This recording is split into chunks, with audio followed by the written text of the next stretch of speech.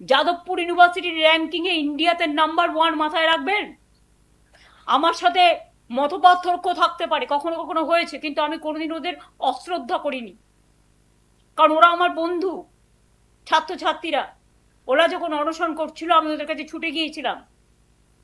এবং আপনাদের মনে করিয়ে দিই, যাদবপুর ইউনিভার্সিটির এমবেমটা পর্যন্ত আপনারা নষ্ট করেছেন, বাইরে থেকে আগুন জ্বালিয়েছেন এবং বলছেন ছাড়বো না। প্রেসিডেন্সিতে গিয়েও আক্রমণ করেছেন। 15ই আগস্ট স্বাধীনতা দিবসের দিন আমাদের ছাত্র যুবরা, উপাসনা, প্রিয়াঙ্কা, পাপাইরা গেছিল ময়নারা ওখানে আন্দোলন করতে। যারা আক্রমণ করলো তাদের উপরে জাতীয় পতাকা তুলতে গেছিল, কি দোষ ছিল স্বাধীনতা দিবসের দিন? শুধু বিজেপি একা তিরঙ্গা র্যালি করবে? তিরঙ্গা নিয়ে কোনোদিন আন্দোলন করেছে? স্বাধীনতা আন্দোলনে ছিল? কোথায় ছিল তারা? ব্রিটিশদের দালালি করেছিল অনেকে বলেন।